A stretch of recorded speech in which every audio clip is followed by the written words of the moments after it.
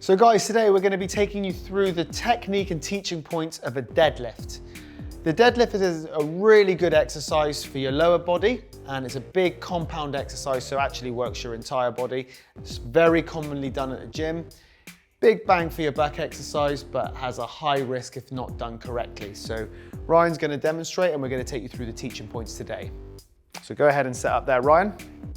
So the first thing we do, so Ryan's going to stay stood up right here.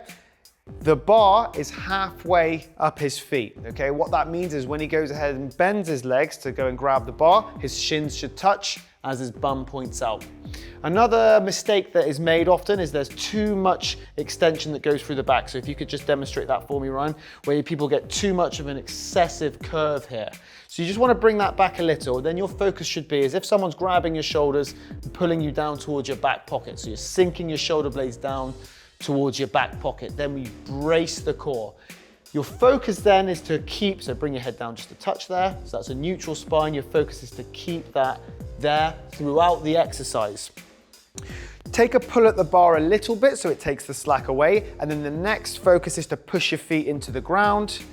As the bar comes past your knees, you bring your hips through. Then it's the opposite on the way down. So you do the same in reverse, basically. So you come down, push your bum back, and then as it passes the knees, you bend the legs. I just want to show you guys a really common mistake, and I mentioned it briefly in the teaching points there, is how you lift the bar off the ground, okay? So often people try and rake and drag the bar off the ground really fast, and there's a noise that happens when the bar hits the plates.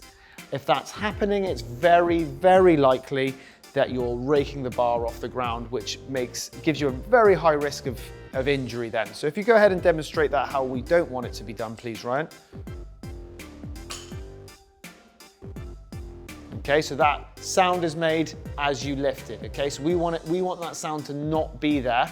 So go ahead and do that in the way we want you to.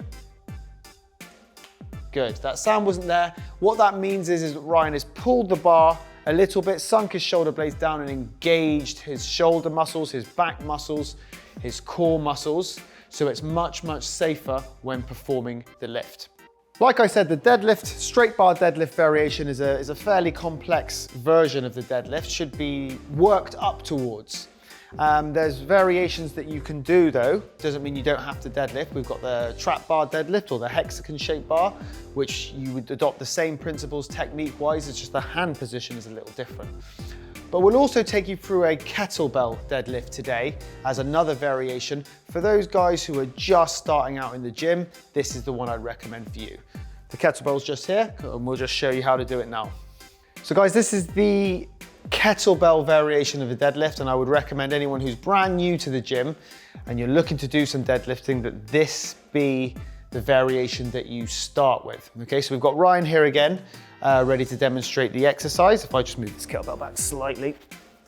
Okay, go ahead there, Ryan. So with the kettlebell deadlift, Ryan will make his stance just a little wider than that. You can see he's already got his toes pointed out, and I would get the individual in front of me to be right over the kettlebell. Place your hands just there for me, Ryan. Now, as he goes through the movement that we just talked about with the deadlift there, of his traveling down, his bum pushing back, if he's right on top of it and getting the exercise right, he shouldn't have to reach forward and back to grab onto the weight. You see, the movement being correct means that he does it. And again, we're looking to bring the shoulder blade down, slight pull at the kettlebell and brace before you lift, and then focus to push your feet through the ground. Go ahead, Ryan. And at that point, your hips come through. Same principle. When the kettlebell gets to your knees, that's when you start bringing your hips through. As you travel back down, Ryan, go ahead, you push your bum back, and then you focus on the knees bending when the kettlebell passes your knees. So go ahead and just do that a couple more times for me, Ryan. A couple more reps, please.